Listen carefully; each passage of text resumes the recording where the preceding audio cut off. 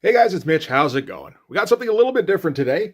I don't usually touch on early 80s comics, and I pretty much never read DC, but I figured this was a comic that I should get to at some point and found out there was a facsimile edition, so decided to pick that up. We're going to take a look today at New Teen Titans #1 by George Perez and Marv Wolfman. So just before we get into it, if you enjoy the channel, if you feel like you might want to help out a little bit, go subscribe on my Patreon. Links are in the description, gives you early access to everything I do. Helps out the channel and helps to buy new comics. So yeah, this video is going to be with the caveat that I don't know shit about the Teen Titans. Any real kind of variation about them. I read a little bit, so I know they've been around for a long time. And they've been rebooted countless times from what I can tell. But one of the interesting parts of the channel, or at least one of the things I hope is interesting about the channel, is taking a look at books that are just, they're just taken for granted to be great. And looking at them from an outsider's perspective, but, an outsider who's read a bunch of comics and who has some experience writing and drawing comics. And going through them and finding out what works and what doesn't in each particular issue from that point of view. So with the caveat that this is from a newbie's perspective in terms of lore anyway, we can get into this. I did try to read a couple of reviews of this just to get an idea of something beyond the Wikipedia entry. So I was interested in the idea that this comic was developed as sort of a response to the X-Men at the time, because that was the book at Marvel that was taking the world by storm. We were actually nearing the end of the Claremont John Byrne run. So gone through everything with the new team, everything about Jean Grey, dying, coming back to life as Phoenix, and starting to get into her run as Dark Phoenix. And this apparently is an attempt to kind of emulate that. So you get Robin as Cyclops, essentially, Beast Boy or Changeling, whatever he prefers, as Nightcrawler. Cyborg is sort of a mix between Colossus and Wolverine, and Starfire and Raven as Phoenix and Dark Phoenix, respectively. Or at least that's how it was explained in one of the reviews I read, and I can see that after having read this now. From what I saw, the Teen Titans books had been around in some form or another since the mid-60s, usually with some variation of Robin, Kid Flash, and Wonder Girl, and whatever other teen heroes were around at the time, I suppose. So yeah, Marvel's got their hot new book about their teen heroes. DC's like, hey, we have a comic that we can put out about teen heroes as well. Let's do that. We'll put some hot talent on there, like George Perez. Marv Wolfman had been around since the 70s. He was a pretty solid writer, too. And yeah, let's see if we can build a hot new book. So let's take a look and see how they did. We can take a look at the cover first. That's so classic, it's ridiculous. I mean, I can't even look at this cover objectively because I feel like I've seen it so often now. It's so quintessentially like late 70s, early 80s comics. Like this is like the prelude to superpowers, with all your heroes running towards us with the clutching threat reaching out to them from our perspective. It's a pretty classic shot, and it's one that's, again, hard to judge as a guy who usually looks at early 90s image covers, because this feels almost like it's in a completely different medium. So we've got to check it out, bearing in mind the context of the time frame. In which case, I'm sure this was some pretty exciting stuff. All right, so this is written by Marv Wolfman, penciled by George Perez, finished by Romeo Tangal. Okay, not a name I'm familiar with, and maybe explains a little bit why these pencils aren't as detailed as I expected going into this. The George Perez I'm familiar with is from Infinity Gauntlet. That's about it. I've never really read DC, so I just read him when he would jump ship occasionally. And of course, on Infinity Gauntlet, his objective was to knock everybody's socks off, and he exhausted himself in about 3 issues. So since Romeo Tangal is credited with finishes, I wonder if this is closer to detailed breakdowns. That might be the case. And if it is, I assume that's because George Perez needs to try and retain some speed, and he can't do the full finishes that he wants to do on a monthly schedule. So we're going to start things off with a cover page. Basically just an introductory page. This is very 70s, not even in the context of the comic, just sort of summing up the comic, where we've got all of our superheroes lined up here. We've got Starfire in Robin's arms and Raven kind of proceeding over the entire event, while these very Kirby-esque frog villains oversee everything. It's a good splash, and a little difficult not to think of Crisis on Infinite Earths when you look at it. But yeah, even with like a bit of a lack of detail, one thing I'm noticing is some very nice figure work. Just like nice natural poses, no stiffness. Starfire lying in Robin's arms here. Like, the figure looks fantastic. And of course, we're going to get introduced to a few superheroes in this, including Starfire, Raven, and Cyborg. I believe they did first show up in DC Comics Presents number 26, but that was like as a preview of this particular issue, as far as I understand it. But, you get all sorts of new character designs in this. So that's exciting. Robin, unfortunately, was not one of them. And he's still going to be running around in his underpants for the entire issue. I imagine there was a collective sigh of relief that was issued when Robin eventually decided that his legs were cold. Like, no one wants to see your ball huggers, kid. Okay, so we're going to start things off. We're going to start in outer space on board a slaver ship as Princess Coriander, which is a hilarious name when you say it out loud. I do wonder a little bit how that got past the placeholder status. But anyway, she's trying to escape captivity from some race of frogmen. Again, Kirby-esque frogmen.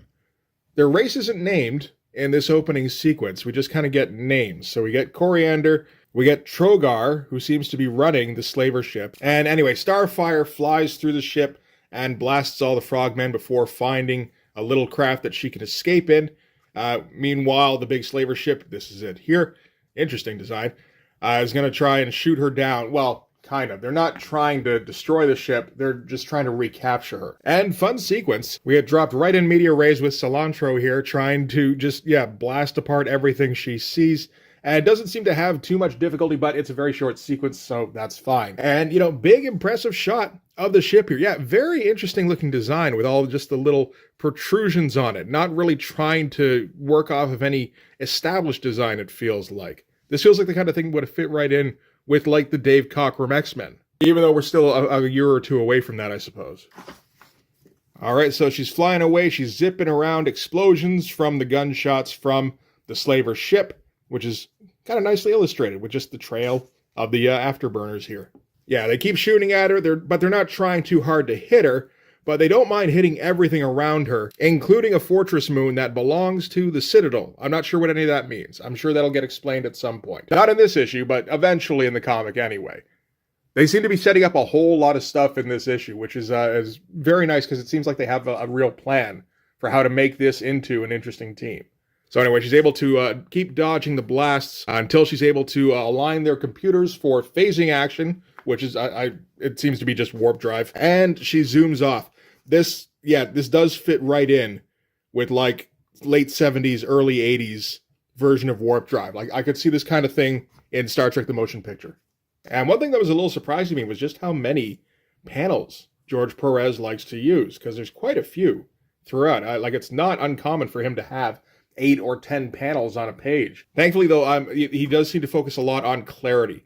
So, there's not a lot of rendering on the figures, but that's, with a lot of small panels, that's a good thing. And, of course, with all the small panels, you get that high pace thing, which I assume is what they're going for with the whole chase thing they're doing. So, anyway, going from there, that was just the prologue, titled Epilogue, introducing one of our brand new characters. A pretty quick, efficient use of 3 pages. So from there, we're going to cut to the Wayne Foundation in Midtown Gotham City, where Robin is having dreams about him being in some group called the Teen Titans, with a bunch of people that he's not familiar with, and a couple of people that he is. And he wakes up and says, oh, it was such a horrible dream. And then one of the women from his nightmare goes, Baha, it was not a dream. It was a vision of your future. And that's really what they're doing. This is Raven, of course. Raven is the Dark Phoenix of this comic, and she's the one assembling the Teen Titans. I would have assumed before I read it that it would have been Robin, but she has her own reasons for wanting to get a bunch of superhero kids together, because she's got her own threats that she wants to battle. Again, pretty quick movement through the panels. Fair amount of dialogue, too. No real, not a lot of description, though, not narration. So I guess at this point, at least, Marv Wolfman is a fan of descriptive dialogue. But yeah, that all works fine. So yeah, Raven tells Robin that he has to form the Teen Titans, and Robin goes, okay, how do I do that? And she dials his buddy Wally and hands him the phone and goes, here, this is how you start. So Robin goes to Wally, hey, apparently I'm starting the Teen Titans, you're in, right?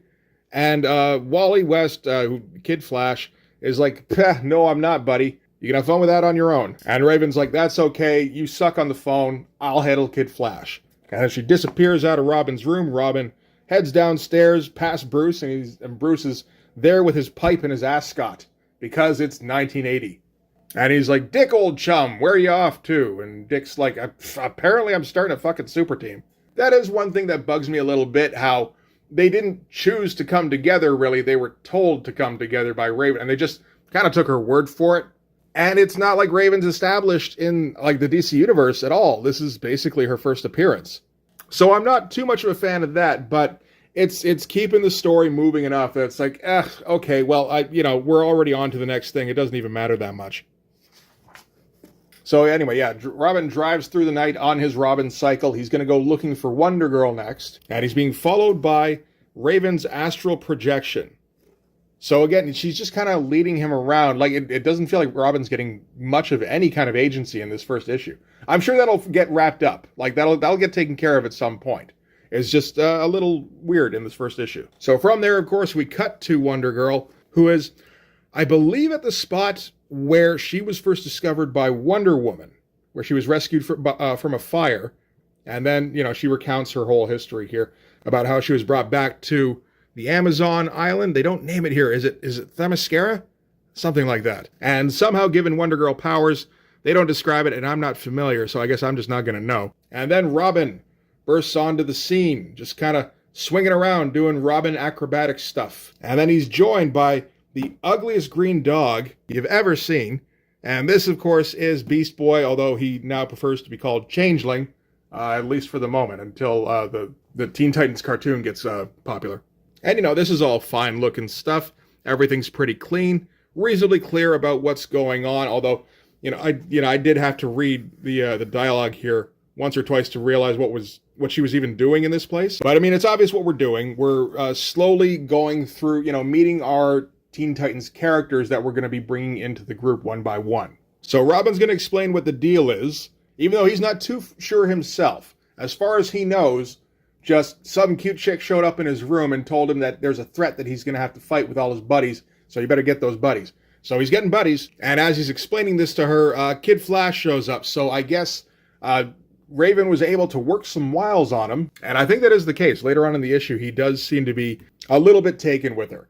I don't know if that gets developed. I do know the thing with Robin and Starfire does, at least at some point. But we've got, like, our 4 people here, and, Raven. We've got most of our team kind of ready to go. Nothing feels too momentous. There's no big panels with everybody, like, bursting out of the panel borders going, let's go! But it's not that time, and it's not that kind of book. Everything is just kind of done for the purpose of clarity, which I don't have too much of a problem with. It's just not the most thrilling-looking book, at least not so far. All right, so from there, we're going to meet our third of our 3 new characters, and this is Cyborg. And Cyborg's deal is that his dad is some kind of inventor, scientist kind of guy, and his dad came up with, cyborg parts for him. I think that's the deal. But he's all pissed off because it means he can't play football anymore. At least not without fucking killing somebody.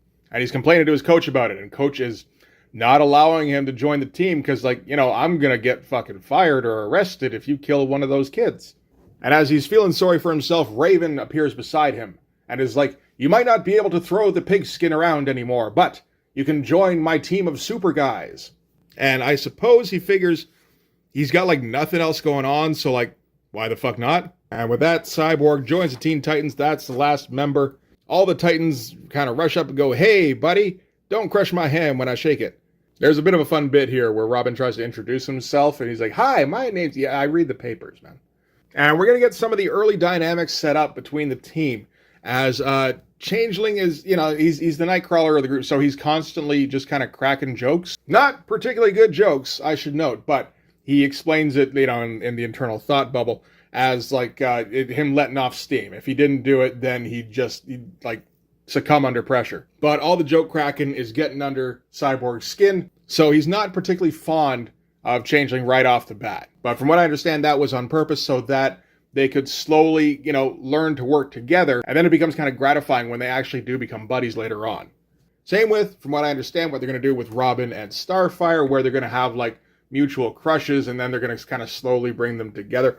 So not really trying to set the group dynamic for what it's intended to be further down the line right away. They're going to try and slowly work towards it, which I like. It does make this particular group feel kind of awkward, and, they're not really gelling very well at the start, but then that's fine.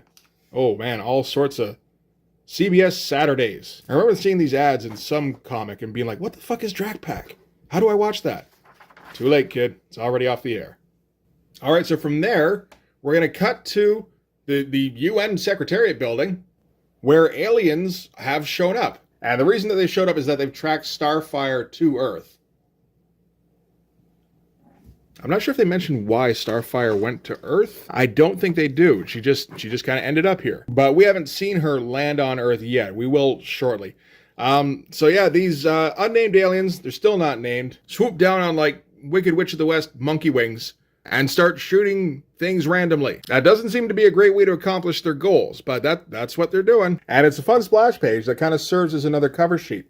I've been noticing that they keep dividing everything up into chapters, which I guess accounts for any lapse in time between the end of the last chapter and the beginning of the next one. But yeah, fun shot. Again, going for clarity, making sure you can see everybody and, get the line of the aliens coming straight down from the ship down to the ground here. And of course, this shot of the UN Secretariat building just makes me feel kind of bad about the shitty one I did in my comic. Next time I'm copying yours, George. That's what you get. And yeah, so the Teen Titans take it to the aliens.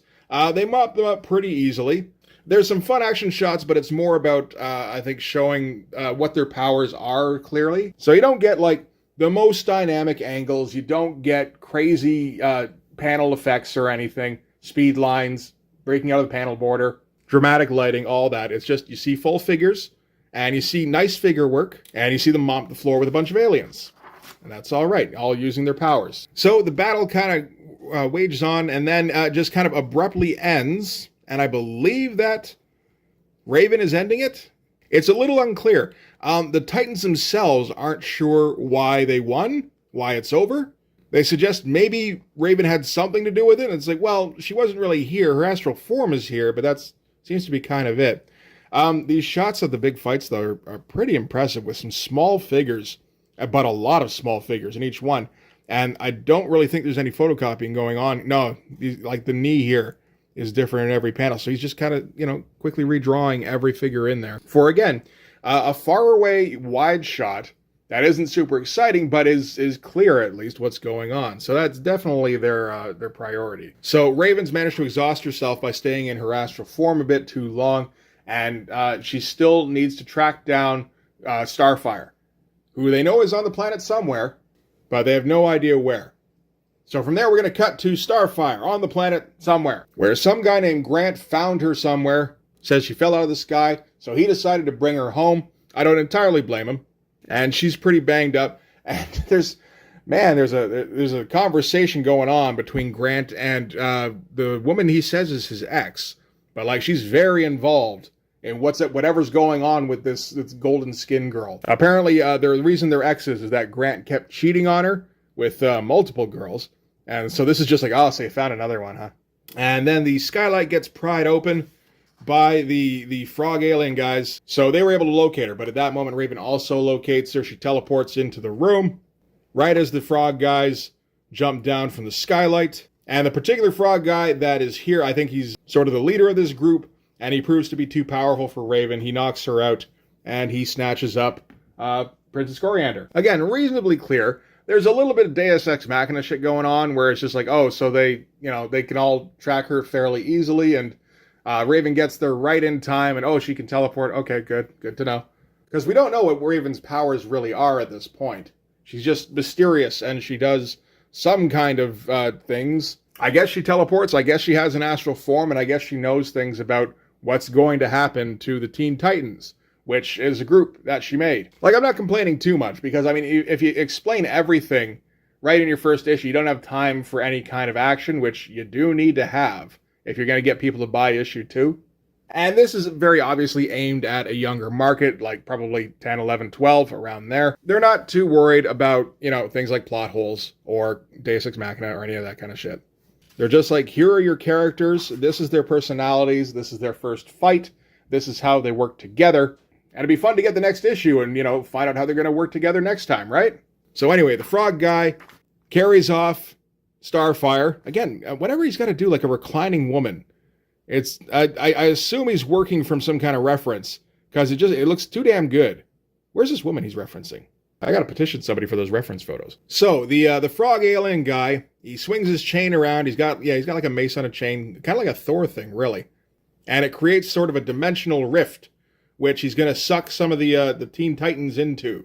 And while they're dealing with that, the frog aliens are going to fly away with Starfire in tow back to their ship. And some fun stuff here where they're trying to withstand the crushing void of space with Cyborg hanging on to the floor of the apartment building here. But they are able to pull everybody back in, and they kind of slowly resettle, and now they're going to have to go after Starfire again. But at least now they know what she looks like, and they know where, the frog aliens are going. And Grant's ex takes one more opportunity to get a dig in at him. So I don't imagine we're supposed to feel too sympathetic toward her. So the frog aliens have Starfire. Man, that's an involved panel. All that tech and everything in there. It's good stuff. And they're going to take her back to the slaver's ship. They're a little pissed that she escaped in the first place, because if they'd hung on to her when her price was at its peak, they could have sold her for a lot more. Now they're going to have to discount her, I suppose. But yeah, very Kirby-looking aliens. And then Raven appears on the ship. And then the Teen Titans are on the ship. How do they get to the ship? This is like some J.J. Abrams shit, where they just kind of keep the action moving so that you don't have time to think, wait a minute, well, what about all these details we're missing, though? Oh, okay, never mind. Oh, I guess they do say they got a chopper. Well, okay, they mentioned something. And so they're going to have to work on trying to free Starfire. Raven takes Cyborg and teleports him to the main computer. So that could have been a way that they could have gotten on the ship, but no, they took a chopper. Anyway, Robin's a little pissy at Raven because she just keeps disappearing and not explaining, like, fucking anything. And Kid Flash is a little pissed now at Robin because he's kind of calling out Raven. And so, we're getting all sorts of conflicts between our characters here. And then, wow, yeah. Double page, many, many panels. But, with this one up here linked, this one down here linked, they're obviously all supposed to be read like this. That's some impressive looking stuff. Again, not super exciting. Like, nothing in this book has really been exciting looking. But it's very skilled. Teen Titans, okay. Well, okay, Raven and Cyborg are going to go to the mainframe. Everybody else is just going to go and tackle frog aliens and see if they can free Coriander. You know what? These shots are pretty good, actually. This is some nice action stuff. It's just not played for intense action stuff. It's 1980. They don't really do that. Got some big punch panels here, looking like fucking Gil Kane. So Raven's going to get Cyborg to try and monkey around with the main computer, but he's not. He's just because his dad was a super scientist doesn't make him a super scientist. He doesn't really know what to do.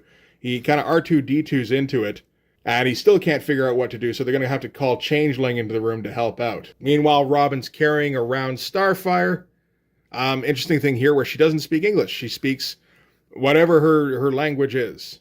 But she does also vaporize a whole bunch of frog aliens before falling unconscious again. And get a fun moment here where Kid Flash is like, we're trying to save her? Like, there are some fun interactions between the characters. So, yeah, Changeling, he's going to get real tiny, and he's going to bring a cord inside the mainframe. There's so much drawing going on in here. Man, oh, man. Yeah, and keeping it all clear. Yeah, like, it's, whatever we're losing in intensity, like, we're getting in clarity. We're getting in detail, too. It's some good stuff. Again, considering it's not full pencils, I don't think. But anyway, what Cyborg's been trying to do was he was trying to rig up the main computer to blow up the alien ship. So now with Changeling's help, he was able to do that. They all get off the ship. Where's your helicopter gone? Y'all just gonna fall? Looks like they're all falling, but they're controlled falling. So I guess it's okay. The ship blows up, and the leader of the frog people goes, no big loss. That particular captain was pissing me off anyway. We're just going to muster up like a squadron and demolish this planet, and then we'll be good to go. Meanwhile, Raven and the Titans, they all land on the ground. They go, yay, we won our first thing. And she's like, yes, but we have many more battles yet to face. And off on the side here, Grant is following them, and he's still pissy about them taking his golden woman. And he's so pissy that he's told somebody to destroy them. So this last page here is doing a lot of work, really. Like, we're setting up quite a bit over the next few issues. We're going to set the frog aliens coming back. I think this is meant to be more of a little bit later kind of threat. We've got a more immediate threat down here, because this is Deathstroke the Terminator, who I think is going to have his first appearance in the next issue. And he's Grant's dad, and Grant is directing him to go and take out the Titans. And then we got the business with Raven here talking about the coming threats, and she's talking about her father, who's a demon, I believe. Something like that. So yeah, setting up all sorts of stuff. Setting up new threats that the Titans are going to have to deal with. Setting up ways their relationships between each other are going to be interacting and how they're going to be changing. Some of the execution of the story I'm still not sold on, but like for a comic in 1980, when you're just picking this up off the rack, and you're like a 10, 11, 12-year-old kid, like that's probably some pretty exciting shit. I don't know, like I said, part of this is me giving it the benefit of the doubt, knowing what it turned into, knowing that George Perez was a fan favorite artist, knowing that this particular book, this particular run, became extremely popular, and trying to bear in mind where comics were at the time. So it's, you know, it's a little difficult to just look at it free of any kind of context and just try to judge it on merit. I mean, in terms of skill, for the art, it's extremely impressive. Not the way I go with a lot of the panel layouts and everything, but, you know, what can you do? Stephen Platt wasn't drawing shit in 1980. Or maybe he was, but it was in crayon. So yeah, on the whole, good comic. One I'm not entirely convinced by, but I get the impression it's the kind of thing that you got to read more issues of to get more into it, and it probably helps if you're not a 46-year-old man in 2024. So I don't know, pick up a copy of the facsimile for your kids. That's probably the best idea. Jay, I'm talking to you in this case. Anyway, that's going to do it for this one. Thanks very much for watching. If you like this video, please hit like, hit subscribe, hit the notifications so you know when the next one's coming out. Go subscribe on my Patreon. Gives you early access to everything I do, from the Blood Force stuff to the YouTube videos before they get uploaded to YouTube, as well as some Patreon exclusive content. You can also follow me on Instagram and DM me there for commissions, and you can join the Blood Force Discord server. But yeah, that's going to do it. Thanks again for watching, guys. I'll see you in the next one. Bye-bye.